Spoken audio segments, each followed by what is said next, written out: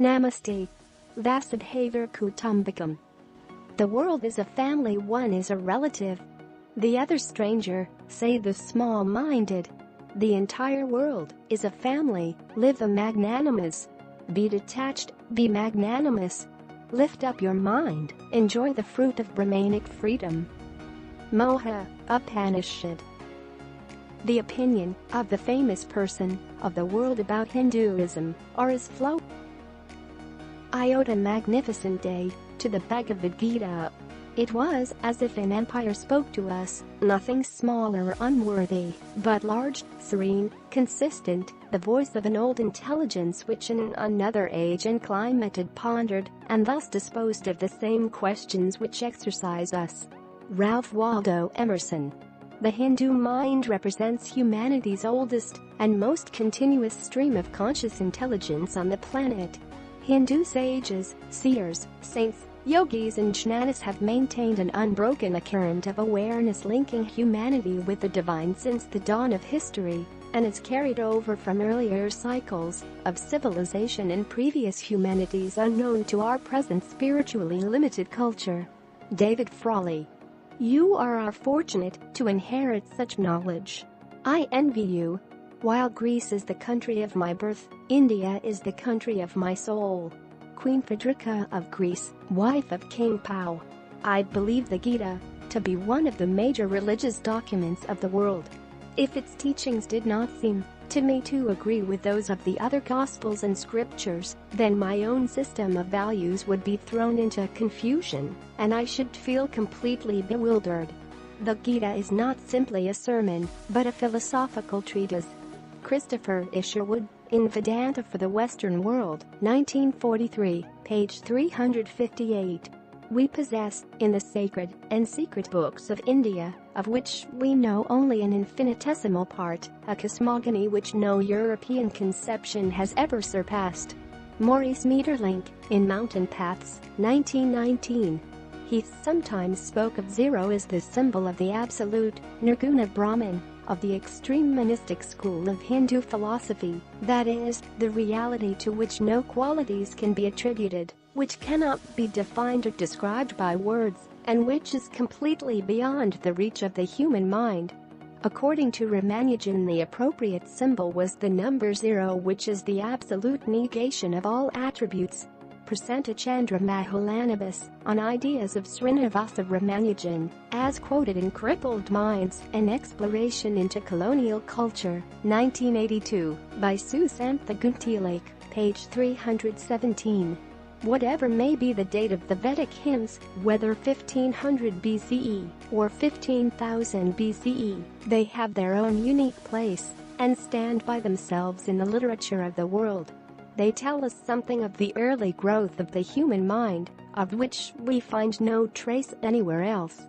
Max Muller, in The Six Systems of Indian Philosophy, 1899. I am proud to belong to a religion which has taught the world both tolerance and universal acceptance. We believe not only in universal toleration, but we accept all religions as true.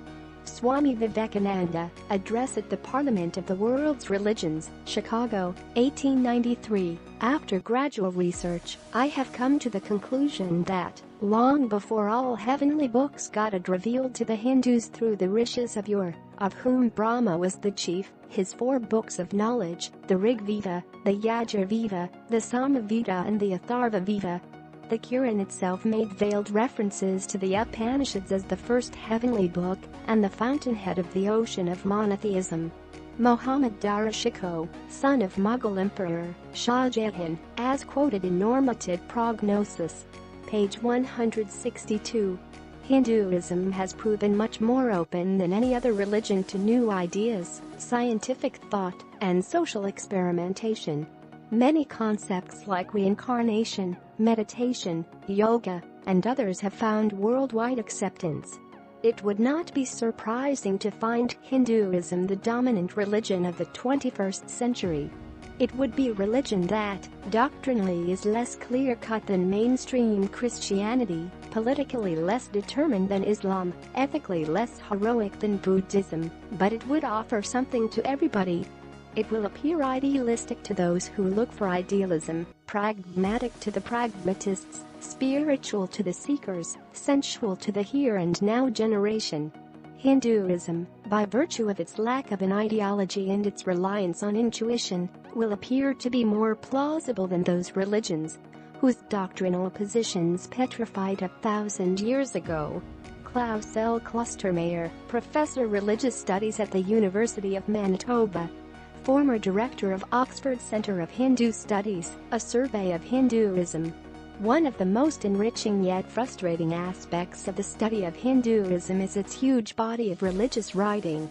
The fledgling scholar is confronted by a vast array of sacred literature that presents confusing and often conflicting ideas. Because Hinduism is such an ancient religion, its textual heritage has been compiled over considerable time. Most importantly, the sacred books of the Hindus do not replace each other, but instead have built up into an extensive mass of sacred knowledge. Stuart Abbott, in Hindu Goddesses' Beliefs and Practices, 2009, page 44. After a study of some 40 years and more of the great religions of the world, I find none so perfect, none so scientific, none so philosophical, and none so spiritual, that the great religion known by the name of Hinduism. Make no mistake. Without Hinduism, India has no future. Hinduism is the soil into which India's roots are stuck and torn out of that. She will inevitably wither as a tree torn out from its place. And if Hindus do not maintain Hinduism, who shall save it? If India's own children do not cling to her faith, who shall guard it? India alone can save India, and India and Hinduism are one. Annie Besant.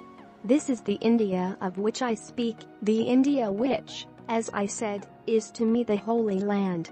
For those who, though born for this life, in a Western land, and clad in a Western body, can yet look back to earlier incarnations, in which they drank the milk of spiritual wisdom, from the breast of their true mother. They must feel ever the magic of her immemorial past, must dwell ever under the spell of her deathless fascination, for they are bound to India by all the sacred memories of their past, and with her too, are bound up all the radiant hopes of their future, a future which they know they will share with her who is their true mother in the soul life. Annie Besant. Hinduism and Buddhism offer much more sophisticated worldviews or philosophies, and I see nothing wrong with these religions. Richard Dawkins. India was the motherland of our race, and Sanskrit the mother of Europe's languages. She was the mother of our philosophy, mother, through the Arabs, of much of our mathematics, mother, through the Buddha, of the ideals embodied in Christianity, mother, through the village community, of self-government and democracy. Mother India is in many ways the mother of us all. Nothing should more deeply shame the modern student than the recency and inadequacy of his acquaintance with India. This is the India that patient scholarship is now opening up like a new intellectual continent to that Western mind which only yesterday thought civilization an exclusive Western thing. It is true that even across the Himalayan barrier India has sent to us such questionable gifts as grammar and logic, philosophy and fables, hypnotism and chess, and above all our numerals and our decimal system. But these are not the essence of her spirit. They are trifles compared to what we may learn from her in the future. Perhaps in return for conquest, arrogance and spoliation, India will teach us the tolerance and gentleness of the mature mind, the quiet content of the unacquisitive soul, the calm of the understanding spirit, and a unifying, a pacifying love for all living things. Will Durant, astronomical dating of events and select vignettes from Indian history. The Hindu has an extraordinary power of combining dogma and free thought, uniformity, and variety. Utmost latitude of interpretation is allowed. In all ages Hindus have been passionately devoted to speculation. It is also to point out that from the Upanishads down to the writings of Tagore in the present-day literature from time to time, enunciates the idea that the whole universe is the manifestation of some exuberant force giving expression to itself in joyous movement. Sir Charles Eliot, Philosophy in the Self, East and West.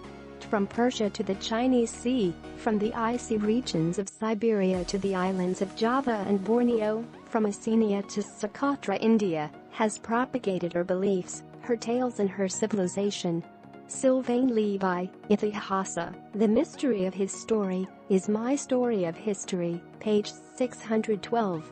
The Hindu religion is the only one of the world's great faiths dedicated to the idea that the cosmos itself undergoes an immense, indeed an infinite, number of deaths and rebirths. It is the only religion in which the time scales correspond to those of modern scientific cosmology. Its cycles run from our ordinary day and night to a day and night of Brahma, 8.64 billion years long. Longer than the age of the Earth or the Sun, and about half the time since the Big Bang. And there are much longer time scales still. Carl Sagan. The most elegant and sublime of these is a representation of the creation of the universe at the beginning of each cosmic cycle, a motif known as the cosmic dance of Lord Shiva. The god, called in this manifestation Nataraja, the dance king. In the upper right hand is a drum whose sound is the sound of creation. In the upper left hand is a tongue of flame, a reminder that the universe, now newly created, with billions of years from now will be utterly destroyed. Carl Sagan, in Cosmos, page 213 to 214. A millennium before Europeans were willing to divest themselves of the biblical idea that the world was a few thousand years old, the Mayans were thinking of millions and the Hindus billions. Carl Sagan, in Cosmos, page 213 to 214.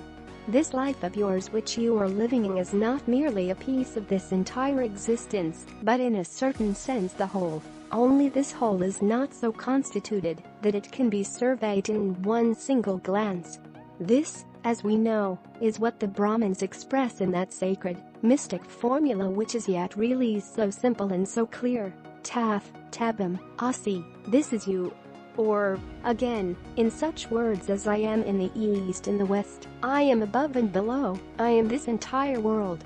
Erwin Schrödinger, My View of the World, 1961.